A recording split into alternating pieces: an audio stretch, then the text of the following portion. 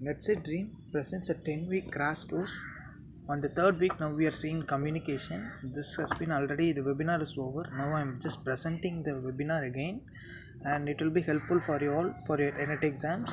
And this is for paper one. Okay, what is communication? The communication is a word comes from the Latin word communicare or communis, which means to make common. Communications means to make familiar facts, thoughts, information, and requirements. So, communication is the interchange of ideas, information, message, etc., by way of speech, writing, or signal. Just like communication, which means like we are communicating and then just we are sharing our information and we are interchanging the messages. So, that's what is called communication. It comes from the Latin word communicare. Okay, this is what is meant by communication. This is the definition of communication. Next, we'll get into definitions of communication. You can check the meaning of communication according to many renowned scholars. Communication is the sum of all things and one person does when he wants to create understanding in the minds of another. It involves a systematic and continuous process of telling, listening, and understanding. Yeah, communication is like some sum of all things, and one person does is just creating to make one thing understand to others. So that's what is called communication. Okay. So Alan Lewis, communication is an exchange of facts. Alan Lewis says that communication is an exchange of facts, ideas, opinions, or emotions by two or more persons, which means like they're sharing the information, the emotions, the feelings. That is what Alan Lewis is telling. George Terry, communication is the process by which information is transmitted between individuals and organizations so that an understanding response results. Yeah, now we should remember the characteristics of communication. Characteristics of communication can happen between two or more persons. Minimum at least two persons require the sender of the message and the receiver. Exchange of ideas. There must be an exchange of ideas. There should be exchange of ideas between two people. So, like information, we can exchange like feelings, the sadness, happiness, like that among two or more than two persons. Mutual understanding, there should be mutual understanding between two persons. So receiver should receive the message information in the same manner which it is being given. When a sender is sending a message to a receiver, it should properly receive the receiver's hand. So that's what they're telling. It's like a mutual understanding. So continuous process, communication is a continuous process. It never stops. It's actually a continuous process. It doesn't stop. Okay. So use of words as well as symbols.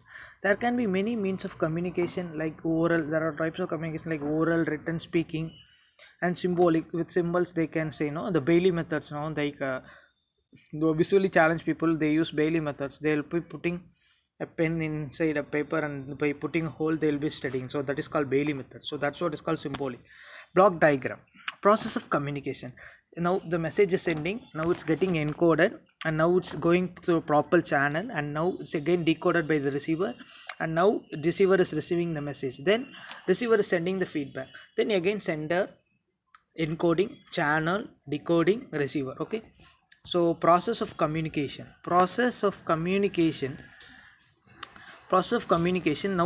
the block diagram I shown. Now it's like process of communication. The block diagram now I'm explaining. Sender is the person who sends the message. The message may be a thought, idea, a symbol, a picture, a report, or anything else, or order and posture and gestures, even a momentary smile. The sender is the creator of the message. Message is the crux, the context. It is the information the sender needs to convey to the receiver. The data transmitted by word, as in speech and write-ups, pictures, signs, symbols, or depending upon the situation how messenger is sending the message. Encoding is the transforming the message into an appropriate medium, which may be verbal or non-verbal. If sender is sending a message in a verbal format, we can understand, we could encode it into a non-verbal format, and whatever formats we do understand that message, we can encode in a particular way. So that's what they are telling us. Encoding, space, time, and nature of the message to be sent to the intended receiver. The sender encodes the message into series of words. He can encode into words, symbols, anything however he like, or pictures. Media is opposed to the channel or medium through which the message is transmitted. The message may be written or oral, and it may be sent via computer. It can be sent by a computer, telephone, cell phone, apps or television, etc. The receiver is the person or group of person who is receiving the message. The guy who receives the message is called a receiver. He is at the other end of the process. He may be a listener, viewer, or reader. He needs to decode the message and send in the best possible manner such that the real intent of the communication is attained. So this is what is okay. Receiver decoding refers to interpreting or comprehending the sent messages. The receiver interprets the message and tries to understand it in the best possible manner. Feedback is the way the receiver gives to the sender. No, it is the reply given by the receiver after reading the message. It is necessary to ensure that the message has been correctly decoded and comprehended the way it was. So a verbal communication are like verbal communication. We have effective communication, that we have verbal communication, spoken versus written communication, formal versus informal, synchronous versus asynchronous, benefits of spoken communication, like that we have. Okay, verbal communication is perhaps the most obvious and understood mode of communication, and it's certainly powerful tool in a communication toolbox. Put simply, verbal communication is the sharing of information between two individuals using words we share. No, that's what is called verbal communication. Spoken versus written communication. While we typically focuses on speech, while talking about verbal communication, it is important to remember that writing is also a form of verbal communication. After all, writing uses words. We use words in writing now, so that's what also it become writing. Spoken written communication become as spoken communication. Okay, so then a formal communication versus informal. We generally use spoken communication informally when we use written communication formally. We write letters, no, that becomes a formal communication. Informal communications, like we both talk, we friends talk, no, friends both friends are talking, no, so that becomes informal communication. Okay, so synchronous versus asynchronous. Synchronous communication is communication that takes place in a real time, such as conversation with a friend.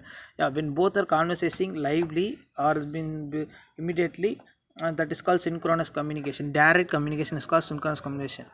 Asynchronous communication is that is not immediate and occurs over a long period of time, such as letters. We are sending through letters, no, email messages, WhatsApp, Insta messages, no, that are called in asynchronous communication. Okay, recorded versus unrecorded. Recorded communication is like, I just now I'm doing, no, I'm recording and sending you the, no, so it is called recorded communication.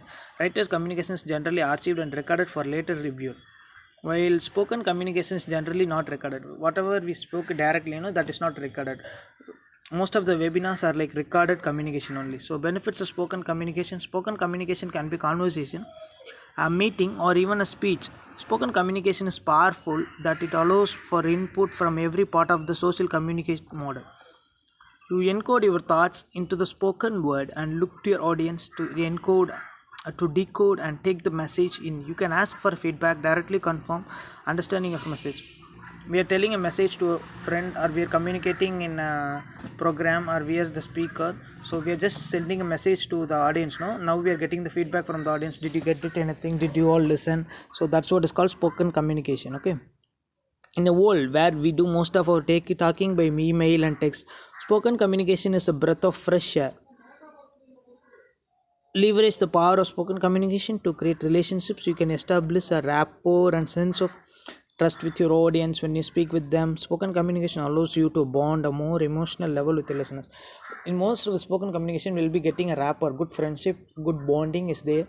So that's what they are telling in the spoken communication. Spoken communication also makes it easier to ensure understanding by addressing objections and cleaning up misunderstandings. You can adjust your message as your communication is based on the feedback you're getting from.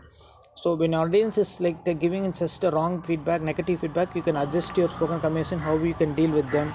So it's up to you. So we can adjust everything to the situation. So that's what they're telling. Okay, allows you to walk away from a conversation with a high degree of certainty that your message was received. Non-verbal communication. Non-verbal communication are like handwritten gestures, facial expressions. That is called non-verbal communication. Okay, we already employed a little bit of non-verbal communication with the active listening skills. We have previously discussed nodding, facial expressions, leaning towards the speaker to show interest. All of those are form of non-verbal communication. When we keep a hand in the chin, so we feel like we are tired. So when we lie at the back and we sit in the chair, when we lie on the chair and feel, that is also called tired. When we feel sleep, we just rub our eyes, that is also, those type of communications are called non-verbal communications. So leaning towards the speaker to show interest, all of those are forms of non-verbal communication. Body language can reinforce a spoken message or it can contradict entirely. By using those gestures, we are telling the message, like I'm feeling tired, I'm sleepy, I can't sit in the class like that, no. So that's what mostly the teachers understands through non-verbal communication of the students, no. When they rub their eyes, they say that he is feeling sleepy, so we should, they understand and they manage to take the class very effectively, no. So that those things will help in non-verbal communication. There is a myth that says that when you speak, only 35% of a communication is verbal, of its non-verbal. That's not entirely true because so much depends on the context and situation. It's however absolutely true that non-verbal communication can make or break a message. Here are some types of non-verbal communication and the effects they can have on the success of your communication. Just read these things. Facial expressions, we see how facial expressions, we can see through facial expressions we can see if a friend is sad or happy, overexcited. So that's what they're telling. Then gestures, like showing gestures, pointing someone, telling to go to that place, like that is called gestures. So proximity is like study of how close you are to audience. When you speak, sends a non-verbal message. If your size is imposing and you leave a very small distance between you and your listener, it's likely to be non-verbal communication will be a bit. On the other hand, giving someone too much space is awkward non-verbal communication that might confuse your listener. Touching, no. Sense, touch, feel, no. So that is also a non-verbal communication. The eye contact, when we raise our eyebrows and we say that we are looking, when we have anger we usually raise your eyebrows, no. So that's what is called eye contact. Next is intercultural communication. We can see how the messages intercultural between the messages between one country to the another. We are extending our communication between one culture to the another culture. We are in Indian culture and now we are texting a friend to a Western culture, no. So likewise is called kayo, megria, hi, hola, hello. It's different, no. So that is called intercultural communication. Intercultural communication is the verbal and non-verbal interaction between people from different cultural backgrounds. In other words, it's the process of communicating with people from another culture. Intercultural communication is about much more than just language, since so much of communication is normal. Okay, nothing. Intercultural communication is communicating between two cultures. One culture to the other culture we are communicating, and one country to the other country we are communicating. That things are called intercultural communication. Group communication is the exchange of information and ideas between individuals using interpersonal skills. There are several ways in which group communication, for example, phone calls, emails, face-to-face conversation, and memos. In group communication, team members have to actively participate for an effective communication. So, in group communication, every member must properly listen, deal with conflict, and respect others' opinions. Communicating in group is a skill that is learned at a young age that continues to develop as we grow up. The communication skills that are learned can be used in any group situation, whether it is a school, work, or everyday life. Groups are an excellent way to make friends and establish relationships. When a teacher is giving you a topic to discuss, we are four in a group, and everyone is putting their topic, putting their opinions, and we are also putting our opinions. We should listen to their opinions and our opinions also. They should also listen to our opinions also. So that is what is called group communication. Group communication helps us to build the rapport, friendship, good bonding, great contact. So that's what is called group communication. Importance of group communication is like, it's very important both academic and daily life environment. All human beings need these skills to involve positively in any group activities in your skills in your life and to get on well with others. When you have group work with them in the academic world, these skills become more important as teamwork plays a vital role in both study and work environments. There's concrete evidence from research that teamwork enhances the quality of learning, and working and knowing how to develop good communication skills is really important to all of us. Advantages of group communication. Group communication has following advantages. They are, in a group communication there will be more resources, knowledges, ideas, so it's very effective. Creativity will be more in group communication, so any work done in a group is very creative. Group communication, any problem can be solved easily and effectively.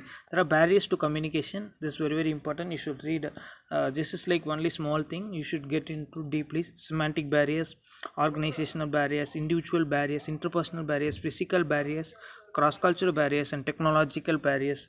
Okay, so these are the things we discussed in communication net paper 1. So, and there are still some more things called social media and that things and all we know, we use in daily life, so we know things, and newspapers and all there. So just have a look at those topics also. The materials are shared in the NetSet paper 1 group.